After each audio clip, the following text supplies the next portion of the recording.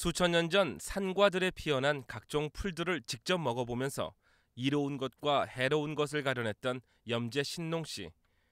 우리 상고사에 따르면 단군 이전 여러 한웅들의 배달국 시대에 존재했던 동이족으로 나타납니다.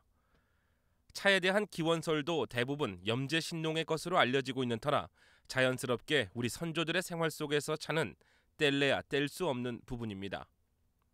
그런데 시대가 변하고 문명의 교류가 실시간이 되어버린 요즘, 사람들의 선택은 더 다양해지면서 한국의 전통차는 그 명맥만을 유지해오고 있습니다. 일본은 꽤 모든 거를 다 규격화하고 도의 경지까지 올리려고 하는, 모든 것에 의미를 붙이고 하려고 하는 경향이 좀 있다고 생각이 돼요. 중국에서는 차가 워낙 다양하고 또 워낙 그러다 보니 또 마시는 방법도 다양하고 그래서 사람들이 이렇게 보여주는 모습, 아주 예술적인 모습, 이런 거를 많이 개발을 했어요. 그래서 보셨는지 모르지만 아주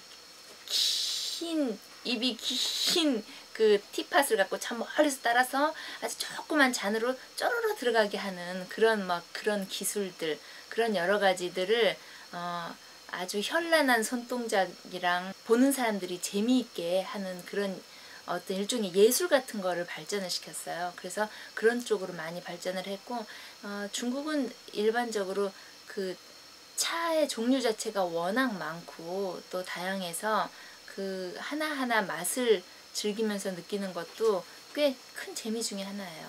사실 차는 처음 전해질 때부터 만병통치약으로 알려져 왔습니다. 의학이 발달된 요즘에 와서 그 효능에 대한 연구 자료들이 많이 나오고 있습니다. 동맥 경화를 비롯해 암과 콜레스테롤, 고혈압 등 현대 질병 예방과 치료에 도움을 주고 있다는 것은 널리 알려진 사실입니다. 그럼에도 차를 즐기는 인구가 한국인들 사이에서 그리 많지 않다는 것은 도대체 왜일까? 티가 사람들이 커피보다 더 어렵다고 생각하는 부분이 하나 있어요. 그리고 또 하나는 차 맛을 제대로 잘 못 만들어내기 때문에 차가 맛이 없다고 생각을 해요. 사실은 차가 참 맛도 있고 몸에도 좋고 익숙해지면 참 좋은데도 먼저 그 맛을 잘 못 찾아내기 때문에 차가 그냥 씁쓸하다, 떨떠름하다 이렇게 생각하시는 분들이 많이 있거든요.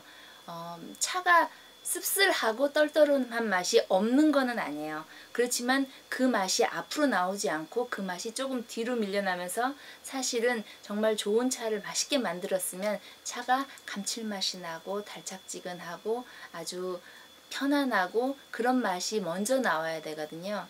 녹차의 성분 가운데 쓴맛을 내는 것은 탄닌입니다. 이 탄닌은 항암 작용이 뛰어난 것으로 알려지고 있는데 그 쓴맛이 너무 강해지면 차를 가까이 하기 쉽지 않게 됩니다. 차를 우려낼 때 이미 탄닌 성분도 함께 물에 녹게 되지만 꼭 쓴맛을 강조할 필요는 없다는 것입니다.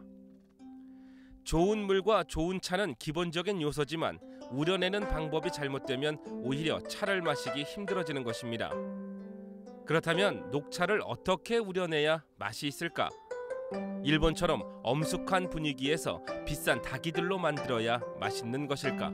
쉽게 생각하면 녹차는 물을 팔팔 일단 끓인 다음에 한 김 보낸 다음에 그 다음에 차를 우리는 거예요. 물을 먼저 넣고 식은 다음에 차를 넣는 거, 그렇게 하는 걸 보고 상투법이라고 그래요.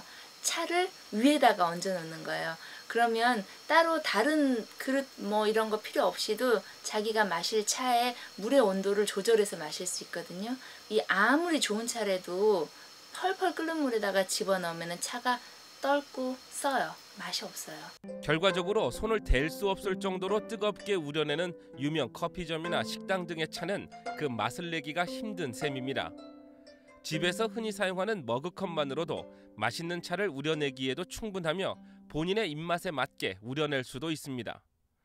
물론 최고급 차라고 말하는 말차는 맷돌로 여러 차례 빻아 물에 쉽게 용해되도록 했기 때문에 일반적인 가루녹차보다 높은 가격이지만 일반적인 좋은 맛은 적당한 온도에 녹차 몇 잎을 떨어뜨리면 되는 것입니다. 의외로 간단합니다. 위클리 교육, 오늘은 맛있는 우리의 전통차 우리기를 알아봤습니다.